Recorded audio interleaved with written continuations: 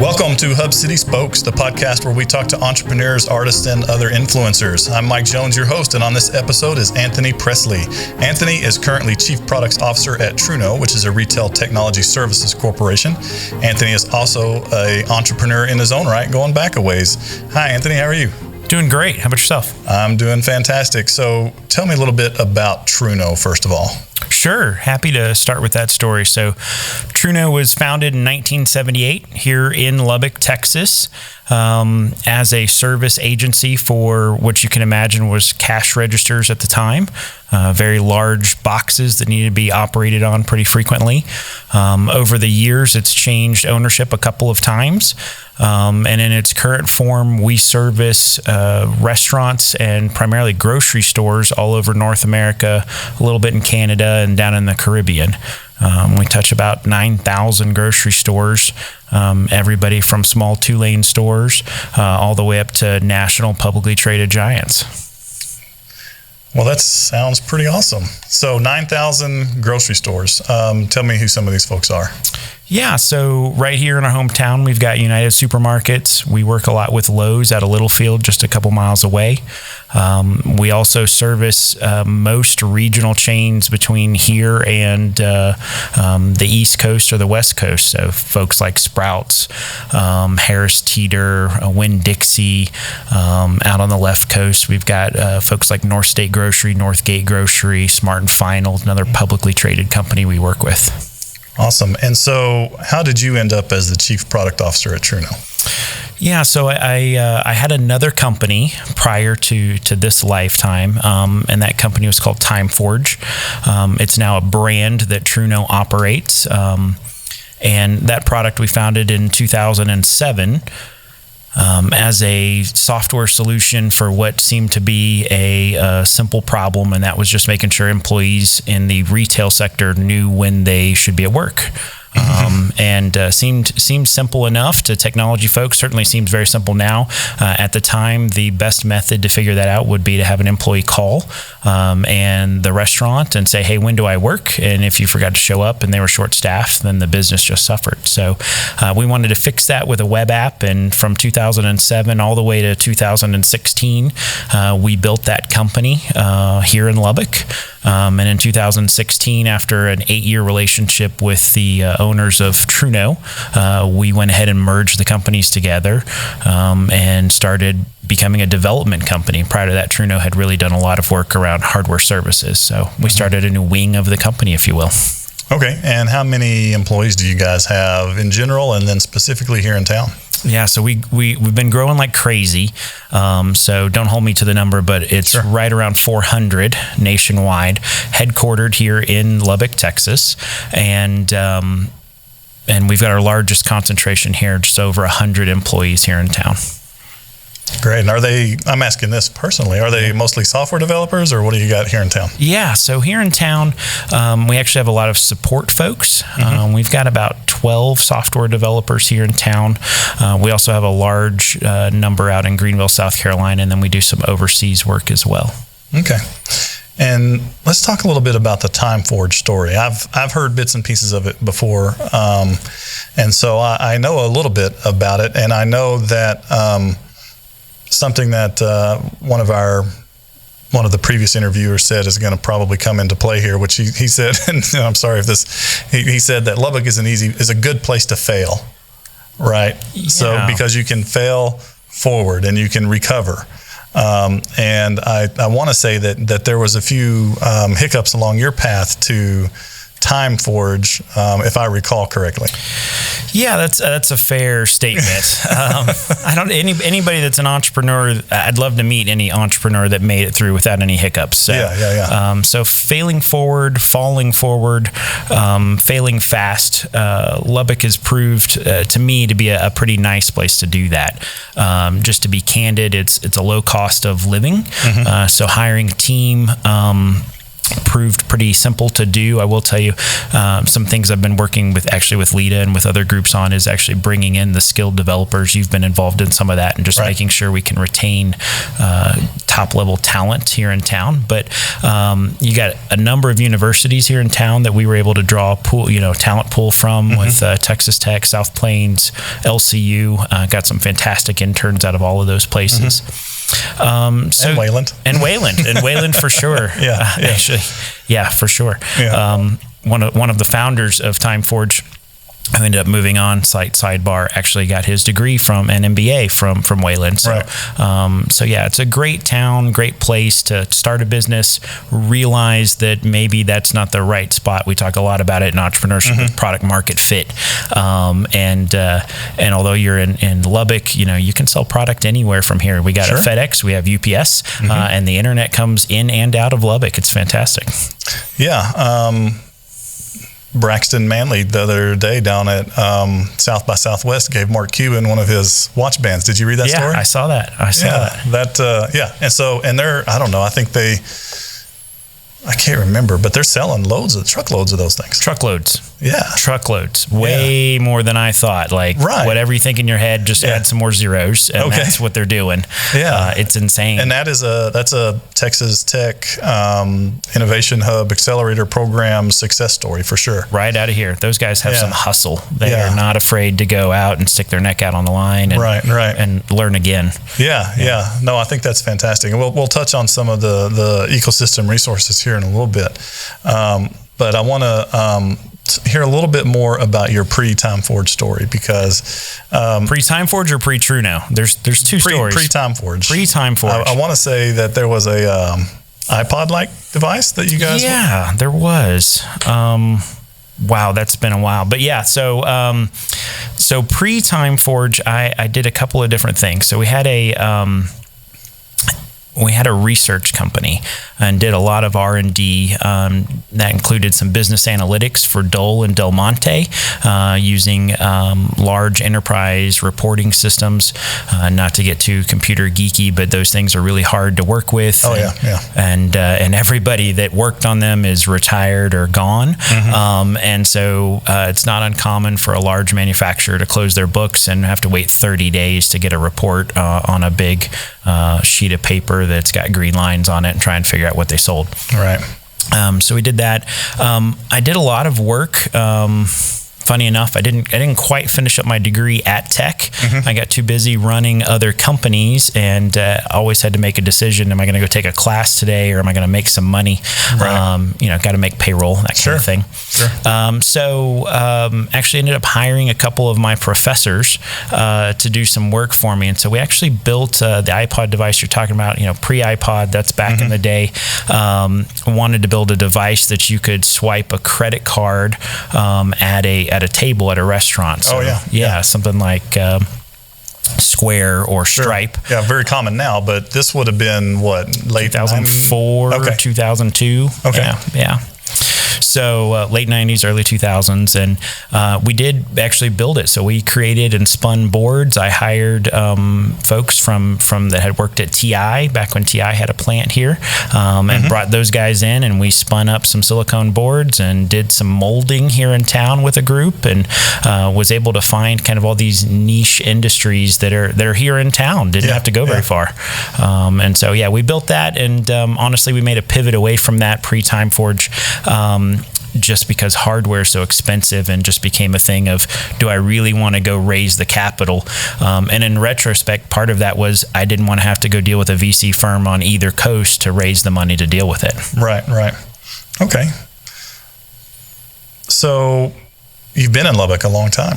I've been in Lubbock since 1998, and I was a Navy brat before that. So I landed here and haven't left. I'm not. The running joke is, I'm not sure why I haven't left, but So you came here for school? I did come here. Well, kind of. I came here for school, and then my dad's family's from Abernathy, just north of here, and so I'd spent my summers here as a kid when we weren't overseas, and then came back here and landed 20 miles from my dad's home where he grew up as a child. Sure.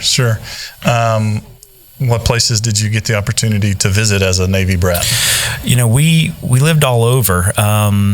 Kentucky and Oklahoma, which are not really normal Navy brat places, sure. But also lived in Alameda, California for a couple of years, Cairo, Egypt for a couple of years, did a lot of trips to and from Germany from there, and then Quantico, Virginia, and then came here right after that. So okay.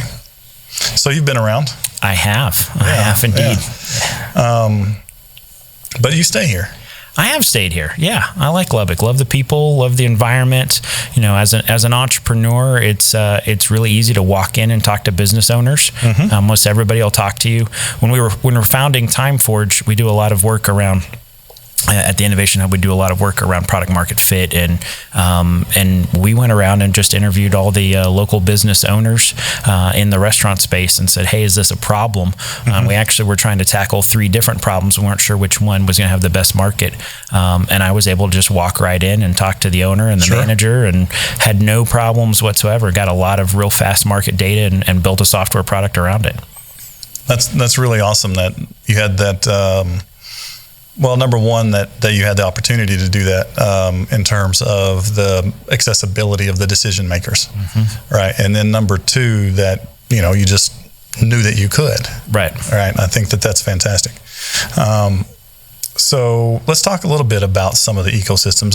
Back 2004 timeframe, like you were talking about earlier, I was actually doing freelance software development for basically my own little company called Lone Star Programming.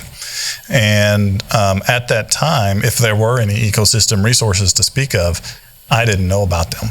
I didn't even really know that there was a Chamber of Commerce. I didn't know that there was, and this was there at the time, I'm pretty sure, a software developers group where people, got together and socialized or learned new skills and those kinds of things. Were there any ecosystem resources back then that you were able to take advantage of? Back then, I would say that they were few and far between, but they were around. I leveraged some of my professors from tech. There's no doubt about that. I also leveraged the Small Business Development Center here in town. Right. And actually, so after the credit card device, we actually made a pivot and decided we were going to go after the food safety market. And so we modified that, and I built a business plan to go raise money. I finally decided, I'm going to do this, and worked with them pretty heavily to get together a business plan, and ultimately ended up making the same decision. I just didn't want to do hardware, I would say that the Small Business Development Center, and then just trying to get plugged in. I know there's a more formal network around angel networks here in town, and angel investors and funding. And at the time, there really wasn't. But it's interesting. There are pockets of folks in town that get together, and as a mentor of mine says, money likes money. And so those guys get together and invest in ideas and concepts, and it's you can get plugged in pretty quickly and find those groups. Yeah. We actually talked to Ryan Reber. Ryan, and he is the I think the executive director is his title for the Lubbock Angel Network. And got to hear a little bit about that, and that was great. So that was back then. This is now completely different landscape. It's very different.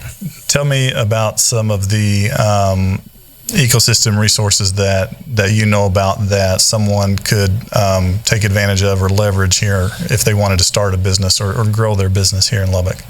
Yeah, so the world's changed a bit. So certainly you mentioned the Chamber of Commerce, right? So Lubbock's now got an award-winning Chamber of Commerce. If you want health insurance, if you want to get plugged in with other chambers, if you want to sell to governments, there's no better place to do that than here. I forget the count, 1,200, 1,400 businesses, something like that belong to it.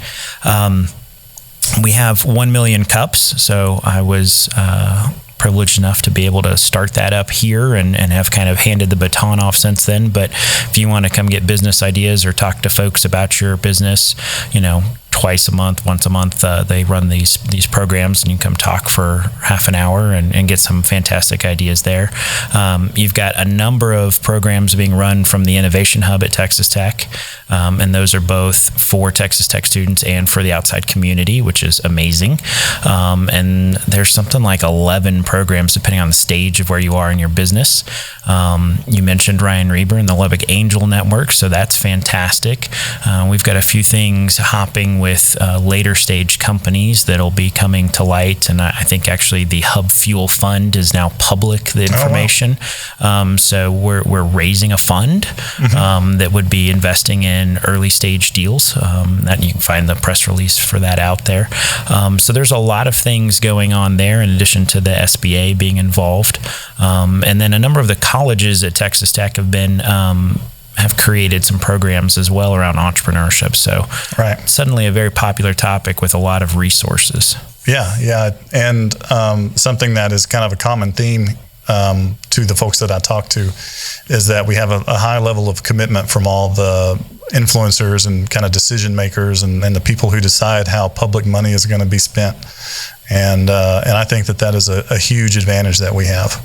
And I think that our economic development corporation, LEDA, has a good bit of leeway in how they can distribute and award some of that money. And I know that a lot of the stuff over here at Texas Tech is actually funded by LEDA.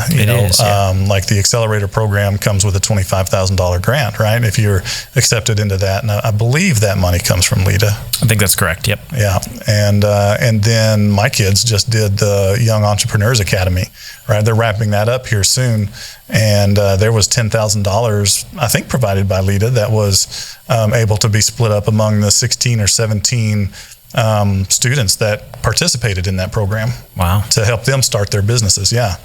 It's a fantastic entrepreneurship environment. Along the way, from being a student, trying to decide whether to go. Did you ever get your degree? I didn't. I owe Texas Tech about 30 hours. Yeah. I've gone through the motions a couple times to try and figure out how to get that reconciled, but haven't been able to make it stick yet. Can't just find a dean to sign off on it. You'd think I could get an honor. I mean, as many volunteer hours as I put in, you'd think someone would give me an honorary something. You would think. Pay attention, folks. If you're listening.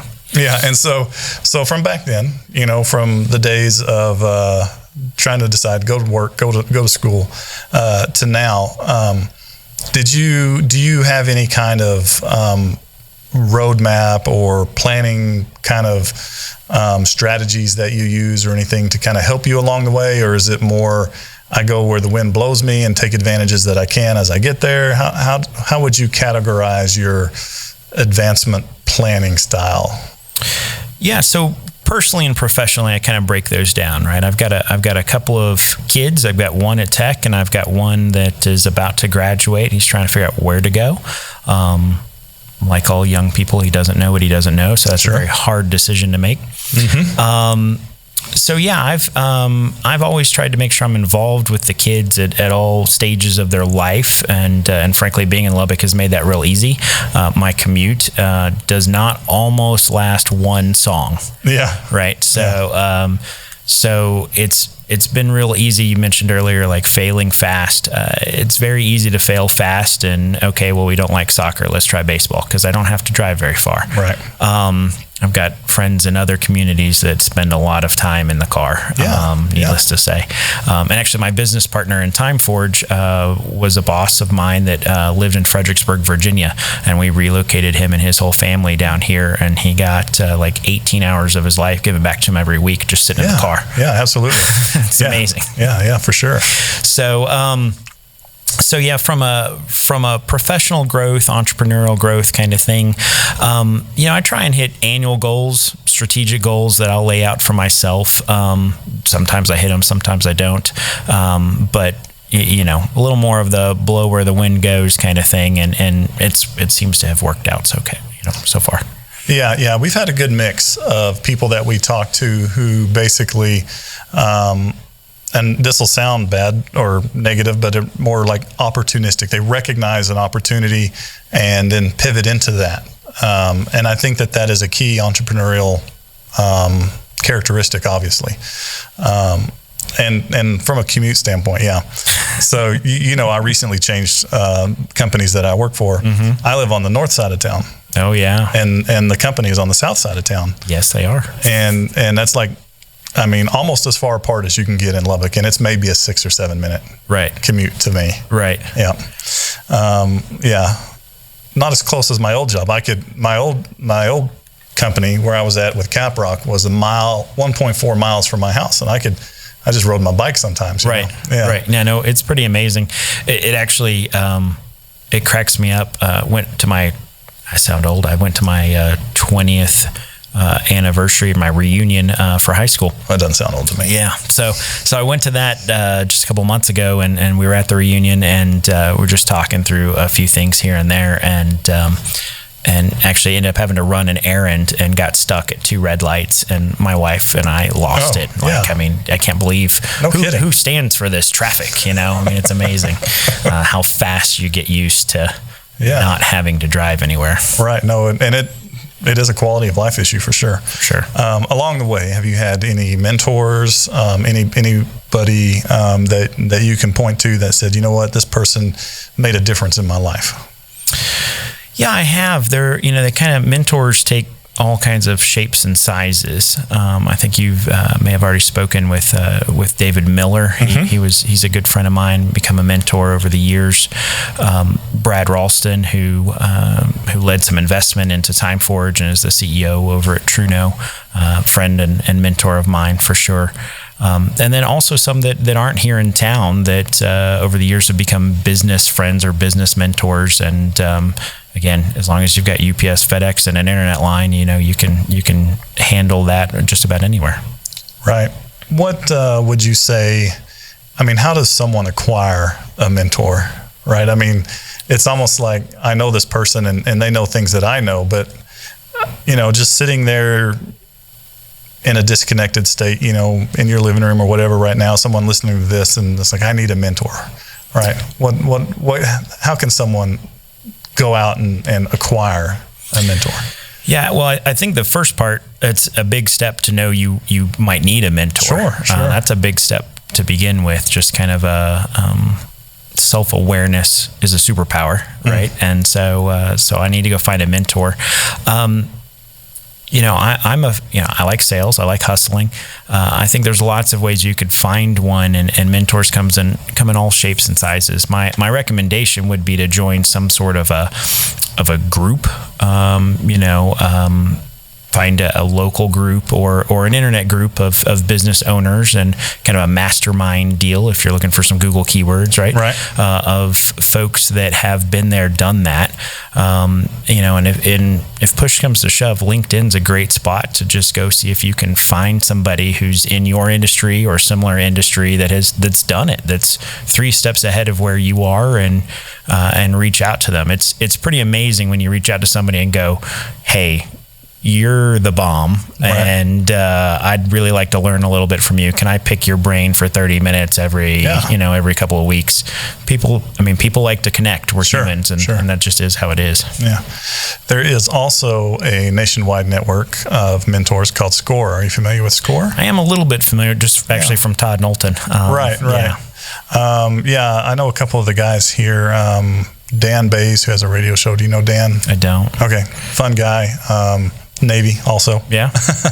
And a few others that do some mentoring here, but it's a nationwide network. You're not limited to the mentors in your area. So you can get on their website and you can search, and there's all kinds of people in all stages. Right. Wow. Okay. That are willing to mentor folks, and and so if you outgrow one, which is kind of the point, right? Yeah. Then ideally, you can go find another one. Right. Yeah. It's fantastic. Yeah, I think so as well. What about any kind of habits, like you do something on a daily basis, like you get up at 4:30 and do yoga? Oh yeah, I've read those stories too. I don't know that I believe any of them. Right. I try and spend some time with the family every day. Yes. If I can and I'm home, I eat dinner with my wife. And outside of that, I don't know that I have any particular habit. It sounds like your habit is just to work. This is true. I think people who know me would say that's true. I suffer the same affliction. Yeah. Yeah. My uncle, who's a psychologist, likes to tell me it's a type A personality problem. Yeah. And so we require mastery of the skill. Right. And so if you're going to master something, then that just kind of overruns any other habits that you're going to have. Yeah. I was chatting with the production folks for the podcast a short time ago, and my wife and kids have gone to Dallas. They left maybe an hour ago to go to the National Chess Championship. My kids are competing. Perfect. And my plan is to work a lot and to sleep a lot for the next 4 days. I don't know what else to do. I totally get it. You're not out at the golf course. My wife took a job where she's now out of town, maybe a week or 2 weeks every other month or so, and that's exactly what I did the last time. She went out of town, and she left me with an 18-year-old, and he did his thing, and I just worked as many hours as my body would handle. What about books? Are you a business book reader? I am. Motivational, skills based. Anything you could recommend to someone who's listening to this and might say, okay, this is the push. I'm going to go read this book and get inspired. Yeah, there's a couple. The current topic everybody in the VC or angel investing world is reading is this Sapiens book. It's all about the history of Homo sapiens. First third of it's a little bit covers a lot with religion, which could be a little bit controversial, but the second half of its second 2/3 is pretty interesting about just views of the world through perhaps another species' eyes, and how humans maybe aren't as great as we think we are, or we are fantastic, depending on how you want to look at it. Sure. Moments is by the Heath brothers is a fantastic book, just in how people get caught up in the moment and how people remember things that you wouldn't think that they would, as it might relate to customer success or your personal relationships or professional relationships. It's a fantastic book. And then there's a book on happiness that actually Todd and I were talking about the other day. Of course, Todd knows the author, of course, because he would know these people. By Sean, I don't remember the top off the top of my head here, but great books. So this Sapiens book kind of came out of left field for me. So what are people hoping to get out of that? Yeah, it's an interesting study of humanity. I don't know that. Again, I don't know that it's directly applicable to entrepreneurship, but it's really a lot about I'll give you a great example about innovation. So one of the stories in there is about how people view innovation is where this need occurs, and that's actually not how innovation always happens. And so there's several chapters or several areas of the book that are dedicated to gunpowder, and how gunpowder was discovered in China. It was not by the Chinese at the time, but it was discovered in China and by a monk who was looking for the elixir of life. And he did not discover that, or we'd be having a different conversation. Right. But he did discover gunpowder, and for nearly 800 years, the Chinese had gunpowder. And they didn't invent modern warfare. They didn't do amazing ballistic missiles. They didn't do anything that has come about in the last several hundred years. And instead, they made really cool fireworks. Right. And it was almost entirely by accident that they used gunpowder for its modern form, as they were being overthrown by an invading army, and someone threw a bottle of it out the window, and it exploded beside the castle. And so it really, and this wasn't the mother of innovation, right? This was just some folks who were kind of down to their last wits of inventory and started hustling and throwing stuff. So anyway, so it's a little bit about innovation and how innovation happens in vacuums, and then suddenly all of the world events kind of collide together, and you have innovation occur rather than necessity, for lack of a better term. I'll have to put that on my list. Yeah. Here's an opportunity for us to, one more question related to mentoring or advice for people starting out, or maybe you can even think of it in this way: of if you could go back into the year 2000, 2001, and talk to Anthony Presley, what would you? And you could tell him one thing. What would that one thing be? Only one thing. And as relates to entrepreneurship, stock. Yeah. Okay. As relates to entrepreneurship, not go buy a bunch of Google, I'd probably tell Anthony that to remember that companies are built around teams. There aren't any serious companies that have changed the world that had a team of one. And so there's a lot of entrepreneurs that start their journey going, hey, I'm going to do this. And inevitably someone else has to come on board. You end up with a team, and that team's got to make a difference. And so we really got to figure out how you're going to handle the team and where you're going to find the team players, because that recruitment part's pretty hard. Yeah, for sure. And last question would be the same as 1 Million Cups, which we talked about a little bit earlier. What can we here as the community do for Anthony Presley, or for Truno, or Time Forge, or anything really? Any of the irons that you have in fires? It's the same. It's funny because it's the same thing I answered at 1 Million Cups a couple years back, and that is that Lubbock just needs to continue on the path that it's on. I like to ask for a lot of things, and sometimes I'm a little needy, but the reality is just keeping and retaining talented individuals in the Lubbock market, whether or not that's through entrepreneurship or through existing larger companies that are hiring that talent. That just creates the ecosystem that would be everything that Anthony, or Truno would need to have. All right, great answer. All right, sir. Thank you for coming, taking time out of your busy day, and I sure do appreciate it. Yeah, thanks for having me. Hub City Spokes is presented by the Lubbock Economic Development Alliance and produced in partnership with Hamill Brothers Studios. A special thanks to the Innovation Hub here at Texas Tech University for hosting us. To hear more from our creators and catalysts, visit lubbockeda.org/podcast.